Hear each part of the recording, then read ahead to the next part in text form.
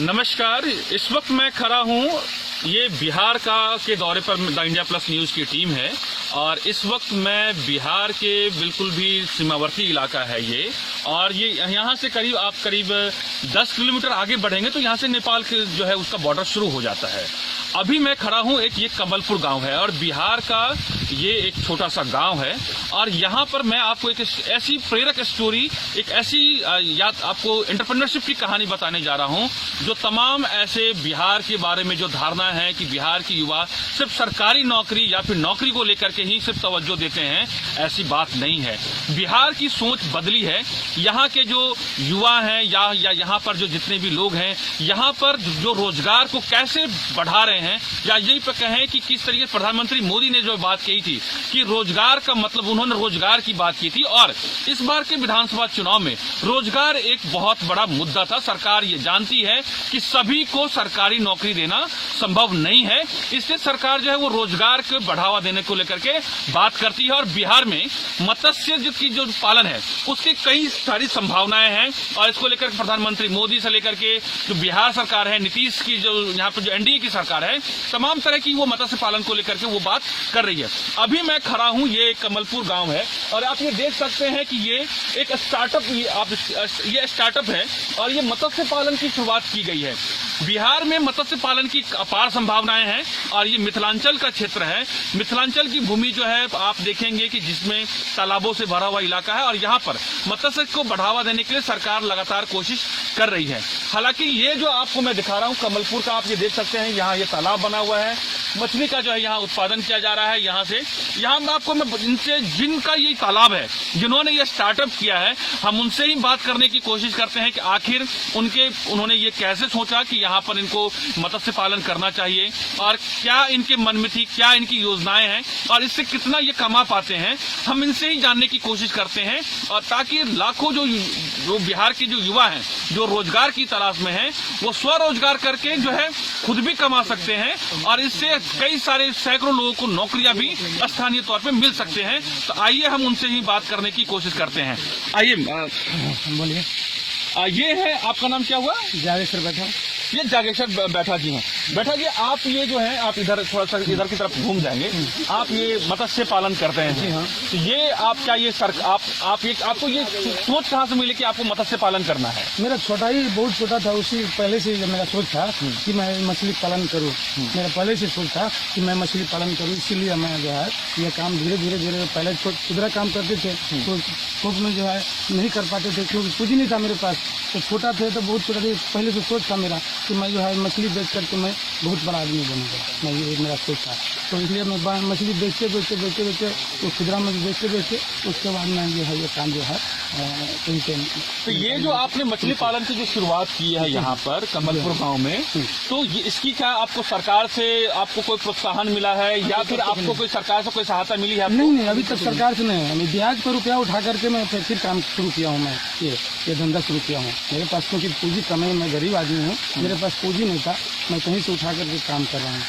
अच्छा, आपके मन में ये था कि आप शुरू से ही मछली के व्यापार में शुरू से जुड़े हुए थे, तो आपको ये था कि जब मछली का जब आपने काम किया तो ये तो आप जैसे बातचीत में आपने ये बताया कि पहले आप जो है तालाब लेते थे, जो सरकारी तालाब होता है वो आप पहले लीज पर लेते थे, माने उसको ठेका पर लेते थे, मत्स्य पालन करते थे। लेकिन सरकारी तालाब के बाद आपने ये अपना खुद का तालाब बनाया, मछली पालन कर रहे हैं, ये सोच कहाँ से आई, ये प्रेरणा कहाँ से आई? ये सोच मेरा पहले ही से था कि मैं 10 तालाब रखूँ मैं अपना, शौक था मेरा।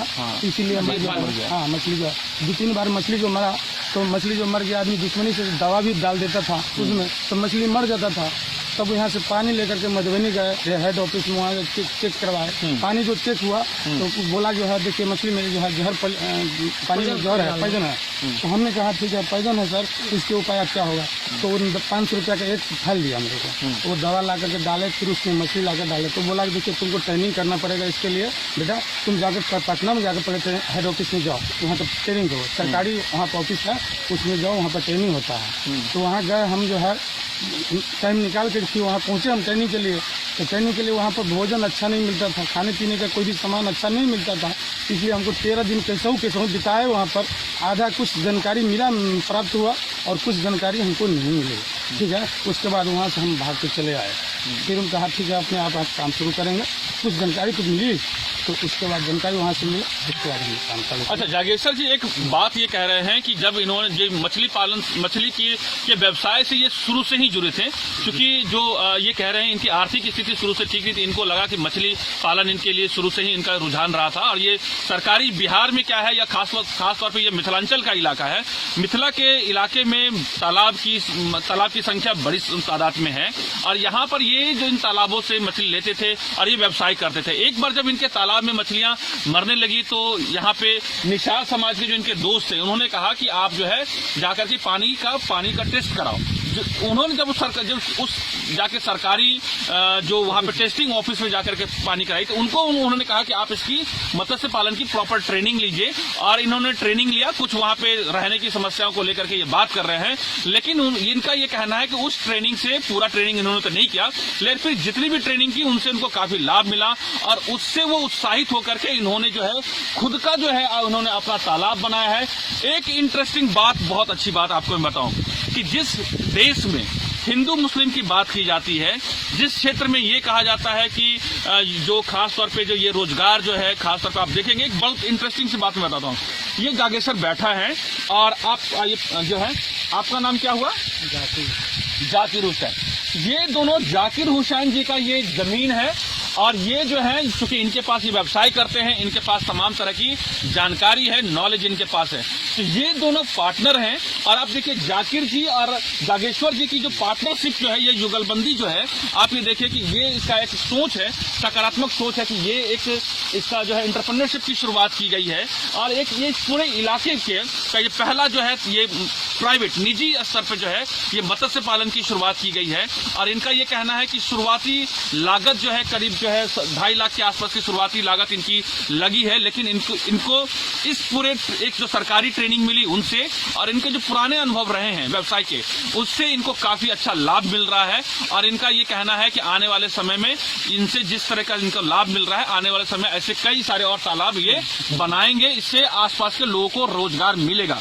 ऐसा ही कुछ है आपका? हाँ, और जो बढ़ाएंगे इसको, आगे में बढ़ाएंगे, तालाब और खुलवाएंगे। अच्छा, एक बात यह है कि जैसे आपके पास पूरी जानकारी मिल गई है, आप पार्टनरशिप में कर रहे हैं, आप ये बताइए कि कितने सारे लोग आपके इस रोजगार से जुड़े हैं? आपके इस तालाब के खुदने से कितने सारे लोगों को रोजगार मिला है? वही 40-45 आदमी मेरे अंदर में आता है। देखिए, एक मछली पालन की शुरुआत होने से करीब ये कह रहे हैं कि 40 लोग डायरेक्ट इनडायरेक्ट मतलब सीधी तौर पे या प्रत्यक्ष तौर पे जो है वो लोग को व्यवसाय मिला है। और आप देखेंगे कि इस पूरे इलाके में मछली, आपको मालूम है कि एक खासियत मैं बताऊं कि मिथिला में मछली के शौकीन लोग हैं, मछली जो है लोग खाते हैं।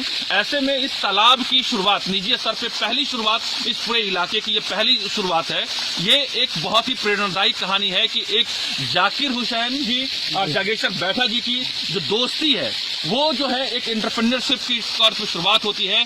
ये बिहार की खूबसूरती है और हिंदुस्तान की जो संस्कृति है उसकी भी एक बेहतर खूबसूरती है। और आप देखें कि एक तालाब के खुदने से करीब 40 से 45 लोगों को रोजगार मिलता है। हालांकि बिहार सरकार, आप देखें, इसके अलावा आप देखें कि जो केंद्र सरकार है वो दोनों सरकारें जो हैं, आप ये देखेंगे, आपको मैं बताऊं कि करीब जो है वो सरकार जो है इसको प्रोत्साहन देने के लिए तमाम तरह के फंड, तमाम तरह की जो है उन्होंने योजनाओं की घोषणा की है। और जब इनसे मैंने पूछा कि आखिर आप क्या बैंक से आपने जो है आपने संपर्क किया है, इन्होंने कहा है ये है कि अभी हमने संपर्क नहीं किया है, लेकिन इनको अभी पूरी जानकारी नहीं है। जानकारी के अभाव में ये अभी बैंक से लोन नहीं ले पाए हैं, जिससे इनको सस्ता लोन मिल सकता है, कई तरह की इनको और इस योजनाओं का लाभ मिल सकता है। तो इनका ये कहना है, क्या आप बैंक, जब हम सरकार की, केंद्र सरकार की या फिर आप देखिए बिहार सरकार की मत्स्य को लेकर के कई सारे के प्रोत्साहन है, तो आप जाकर के बैंक से संपर्क करेंगे, उनका लाभ लेंगे।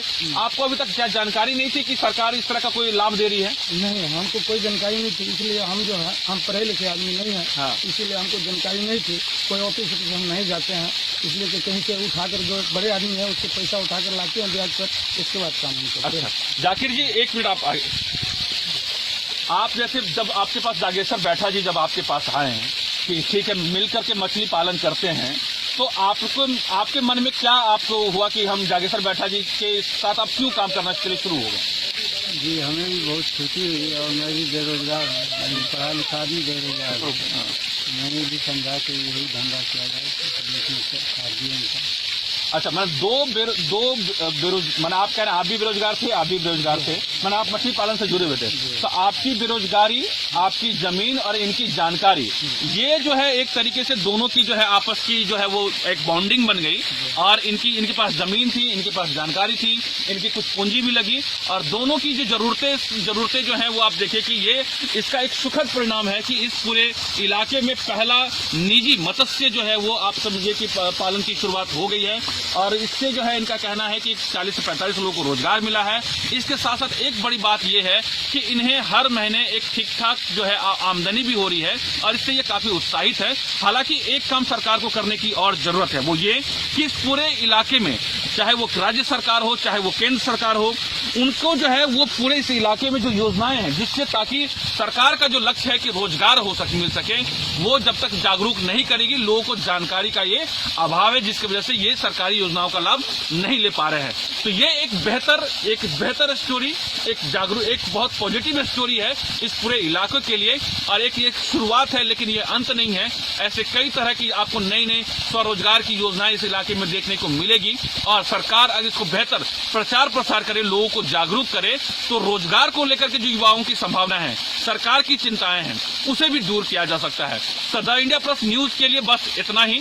मैं हूं पंकज हरिकुमार और आप सभी देख रहे थे द इंडिया प्लस न्यूज।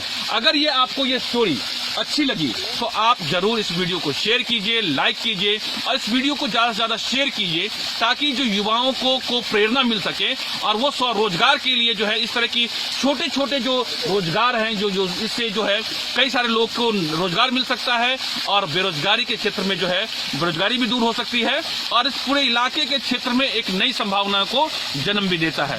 इस पूरे वीडियो में बस इतना ही। नमस्कार। अगर आप चाहते हैं कि आपको इस तरह का इंफॉर्मेटिव वीडियो मिलता रहे, तो आप हमारे चैनल द इंडिया प्लस को सब्सक्राइब करना ना भूलें। साथ में आप बेल आइकन को दबाना भी ना भूलें, ताकि आपको नोटिफिकेशन मिलता रहे। आप हमारे इस वीडियो को शेयर भी कर सकते हैं।